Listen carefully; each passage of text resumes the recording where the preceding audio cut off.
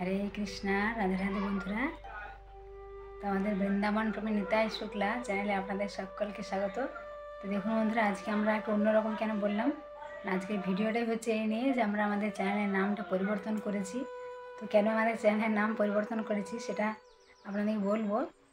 তো তার আগে যারা বন্ধুরা আমাদের চ্যানেল নতুন, তারা অবশ্যই আমাদের চ্যানেলটা সাবস্ক্রাইব করে পাশের বেল আইকনটাও প্রেস করে দেবেন এরকম সুন্দর সুন্দর ভিডিও দেখার জন্য। কারণ আমরা আগামী দিনে আরও বৃন্দাবনে আরও সুন্দর সুন্দর ভিডিও নিয়ে আসবো। সামনে আসছে জগন্নাথের স্নান যাত্রা, আমরা বৃন্দাবন থেকে আপনাদেরকে স্নান যাত্রা দর্শন করাবো। তাছাড়াও সামনে আসছে পাণ্ডবা নির্জলা একাদশী, তো নির্জলা একাদশীরও ভিডিও আমরা দেবো। তো আপনারা এগুলো সামনে দেখতে পাবেন সুন্দর সুন্দর ভিডিও।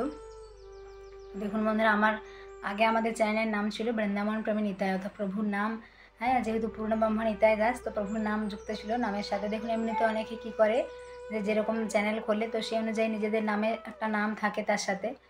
কারণ দেখুন, তো আমার প্রভু বললেন যে তোমার নামটাও এটার সাথে যুক্ত করো চ্যানেলের সাথে। তো প্রভুর আদেশ। তো দেখুন আমাদের বলো না পতি পরমেশ্বর, তো দেখুন স্বামী যেটা বলে তো সেটা শুনতে হয়। তো আমি ভাবলাম ঠিক আছে, তাহলে তার জন্য আজ থেকে আমাদের চ্যানেলের নামটা করে দিলাম বৃন্দাবন প্রেমী নিতাই শুক্লা। তো কেমন হয়েছে আপনারা অবশ্যই জানাবেন।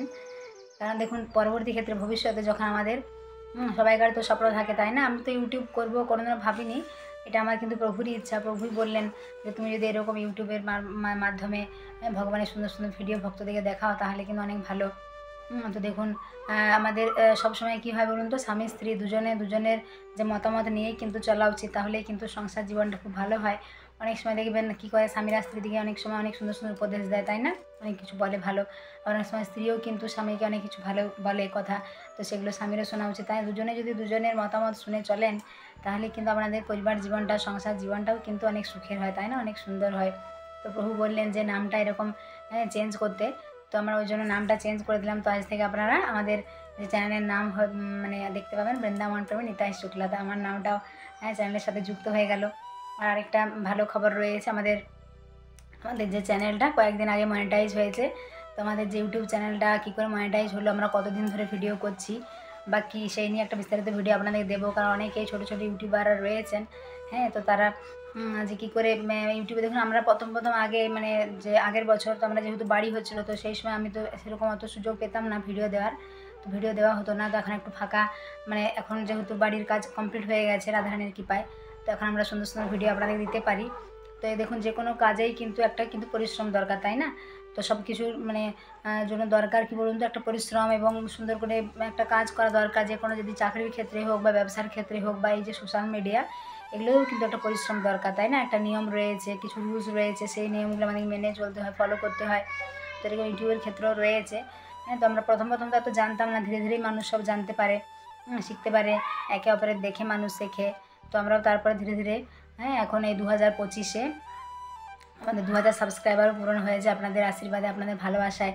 কারণ দেখুন মানে আপনাদের সকলের ভালোবাসা আশীর্বাদ না থাকলে কিন্তু আমরা জীবনে অগ্রগতি হবে না, তাই না? তো তার জন্য চাই সবসময় কিন্তু গুরুজনদের আশীর্বাদ। তো আপনারা যদি আমাদেরকে এরকমভাবে সাপোর্ট করেন, আমাদেরকে ভালোবাসেন, আমাদের পাশে থাকেন, তাহলে কিন্তু আমরা আরও এগিয়ে যেতে পারবো, আপনাদের সুন্দর সুন্দর ভিডিও আপনাদেরকে দেখাতে পারবো।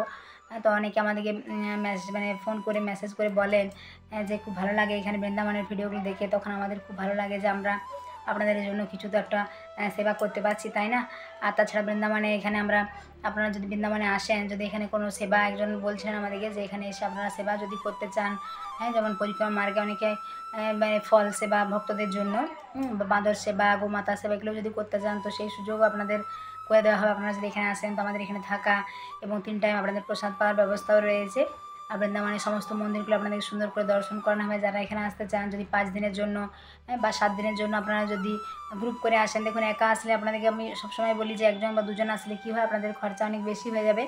তো আপনারা যদি গ্রুপ করে আসেন, আর এমনিতে যদি আপনারা কোনো গাইড না নিয়ে যদি নিজেরা আসেন এবং দর্শন করেন, তাহলে অনেক সময় কী সমস্যা হয়, আপনারা কোনো একটা মন্দির গেলেন এবং সেটা আপনারা জানলেন না যে সেখানে কী মাহাত্ম্য বা কী হয়েছে লীলা ভগবানের, তখন আপনাদের সেটা শুধু প্রণাম করে চলে আসেন, একটা আনন্দ লাগবে না, তাই না?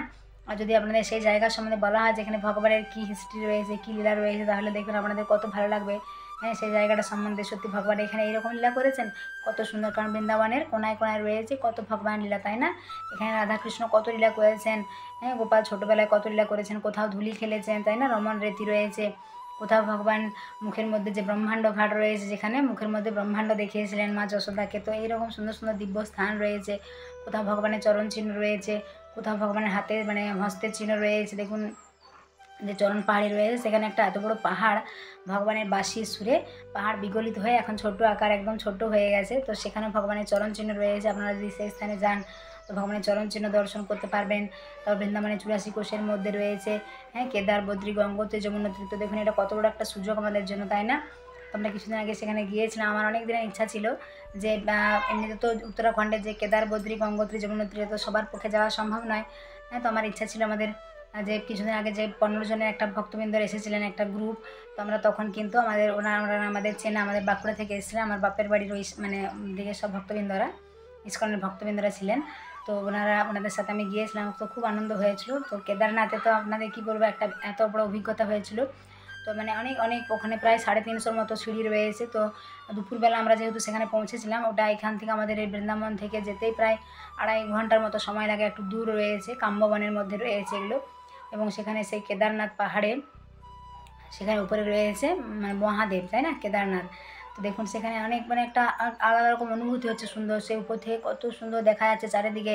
মানে বৃন্দাবনের যে 84 কোষের মধ্যে যে এত বড় মাঠ, এত ফাঁকা জায়গা, এখানে যে আমরা যে প্রপার বৃন্দাবনে আমরা যে থাকি যমুনা মানে কেশিঘাটের কাছে, এখানে তো দেখুন সব যে মন্দিরগুলো রয়েছে, রাধারমন, বাঙ্কে বিহারী, নিধুবন, নিকুঞ্জবন, আরও কত মন্দির রয়েছে, তাই না, রাধা গোপীনাথ, শ্যামসুন্দর, গোবিন্দদেব, অনেক মন্দির রয়েছে। কিন্তু কাম্যবন দিকটা বন্ধুরা একটু মানে সাইডে, বৃন্দাবন থেকে একটু দূরে রয়েছে। তো সেখানে আরও সুন্দর সুন্দর জায়গা রয়েছে, বদ্রীনাথ রয়েছে, বদ্রীনারায়ণ, তারপর গঙ্গোত্রী, যমুনোত্রী রয়েছে। সেটা একটু মানে সেটা এত সিঁড়ি নয়, কিছুটা ঢালু রাস্তার মতো রয়েছে, পাহাড়ের মতো একটু উঁচু, কিন্তু সেখানে পাহাড়ের এত সারি রয়েছে। আপনি যদি কারো পাহাড় দর্শনের ইচ্ছা থাকে, আমার যেমন ইচ্ছা ছিল যে পাহাড় দেখবো, তো আমি কিন্তু কেদার, বদ্রী গিয়ে কিন্তু পাহাড় দর্শনের ইচ্ছাটা আমার পূরণ হয়েছে। অনেক পাহাড়ের সারি রয়েছে, এত সুন্দর সবুজ গাছপালা, এত সুন্দর। আর সেই সময় কত পলাশ ফুল ফুটেছিল সেই জায়গায়, দেখতেও কিন্তু অপূর্ব লাগছিল। এত সুন্দর জায়গা এবং দিব্য দর্শন। সে কেদার, বদ্রী, গঙ্গোত্রী, যমুনোত্রী, সেখানে বৈষ্ণোদেবীও একটা রয়েছে পাহাড়ের মধ্যে, সব করা হয়েছে। এটা কিন্তু মানে নন্দরাজা মানে চেয়েছিলেন যে তার পুত্র সন্তান হলে তিনি 4 ধাম যাত্রা করবেন। তো দেখুন গোপাল কি মানে কৃষ্ণ কী করেছিলেন, গোপাল ভাবলেন আমার পিতার কষ্ট হবে, সেই ভেবে তিনি এই 84 কোষের মধ্যে কী করেছিলেন, ভগবান কিন্তু এই 4 ধাম প্রকট করেছিলেন। তো দেখুন আপনারা কত একটা সুযোগ, তাই না, যে এখানে 84 কোষ যদি আপনারা দর্শন করেন, এখানে বৃন্দাবনে আসেন, তাহলে আপনাদের একসাথে কিন্তু কেদার, বদ্রী, গঙ্গোত্রী, যমুনোত্রীও দর্শন হয়ে যাবে, কত সুন্দর। তারপর গিরি গোবর্ধন রয়েছে, গিরি গোবর্ধনের সাইডে কত দর্শনের স্থান রয়েছে, মানসী গঙ্গা, তাই না, গোবিন্দকুণ্ড রয়েছে, যেখানে ভগবান কী করেছিলেন না সেই 7 দিন গিরি গোবর্ধন ধারণ করেছিলেন। তারপরে যখন 7 দিন পরে সেই ছত্র ছায়ায় কত ব্রজবাসী, গোমাতা সবাই আশ্রয় নিয়েছিলেন। তারপর সেই 7 দিন পরে ভগবানকে অভিষেক করা হয়েছিল গোবিন্দকুণ্ডে। কত সুন্দর সুন্দর দিব্য স্থান রয়েছে। তো এগুলো যখন দর্শন করা হয়, এত একটা মানে ভেতর থেকে একটা এত আনন্দ হয়, একটা এত সুন্দর অনুভূতি হয় যে আপনাদের কিন্তু বলে বোঝানো যাবে না। যারা এসেছেন তারাই কিন্তু বুঝতে পেরেছেন যে কতটা আনন্দ হয়, তাই না? তাই বলা হয় জীবনে একটিবার হলেও কিন্তু বৃন্দাবনে আসা দরকার। এখানে ভগবানের কত লীলাস্থলী রয়েছে, আমরা ভগবানের কত স্পর্শ রয়েছে কাছের মধ্যে। যে বংশীবর যেখানে ভগবান বসে বাঁশি বাজাতেন, তো সেখানে ভগবানের স্পর্শ রয়েছে। আমরা যদি সেই বৃক্ষ স্পর্শ করে প্রণাম করি, তাহলে আমরাও কিন্তু দেখুন ভগবানের যে স্পর্শ সেখানে আমরা এখনও স্পর্শ করতে পারছি, সেই সুযোগ রয়েছে, তাই না?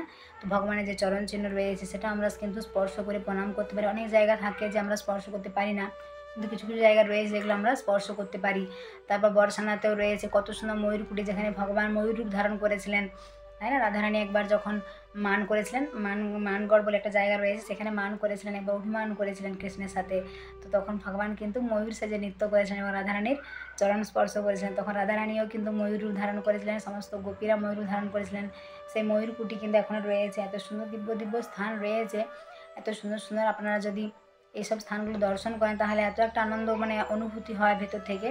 তো ভান্ডিরমন রয়েছে, যেখানে রাধা কৃষ্ণের বিবাহ হয়েছিল। অনেকে মনে করে রাধা কৃষ্ণের বিবাহ হয়েছিল, কিন্তু এখানে কিন্তু হয়েছিল, তার প্রমাণও রয়েছে। এবং গাছের মধ্যে এখনও একটা ডাল একটা গাছ থেকে একটা গাছে এমনভাবে গেছে যেমন হস্তবন্ধন হয়, সেরকম রয়েছে ভান্ডিরমনে। এবং স্বয়ং ব্রহ্মাজি দিয়েছিলেন এই বিবাহ, রাধা কৃষ্ণের বিবাহ, কত দিব্য স্থান।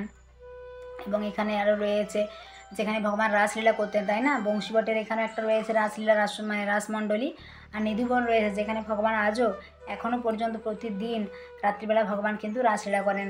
তাই আমরা বলা হয় যে বাঁকে বিহারী প্রতিদিন কিন্তু রাত্রিবেলা সেখানে রাসলীলা করতে যান। সমস্ত যে নিধুবনে আপনাদের দেখিয়েছিলাম যে বৃক্ষগুলো রয়েছে, সেগুলো কিন্তু রাত্রিবেলা গোপী সেজে ভগবান শ্রীকৃষ্ণের সাথে রাধারানীর সাথে নৃত্য করে। হরি বল। তো কত সুন্দর দিব্য দর্শন, তাই না? এইসব তো কেউ দর্শন করতে পায় না বন্ধুরা, আমরা লীলা কথাগুলো শুধু শুনতে পারি। কারণ ভগবানকে দর্শন করা কি এতই সহজ? ভগবানকে কেউ কিন্তু দর্শন করতে পারে না, তাই না? ভগবান যাদেরকে কৃপা করেন তাদের কাছে অনেক সময় ছোট বালক বা রাধারানী কখনো বালিকা রূপে তাদেরকে দর্শন দেন, কিন্তু মানুষ তো বুঝতে পারে না, তাই না, যে ভগবান তাকে দর্শন দিচ্ছেন।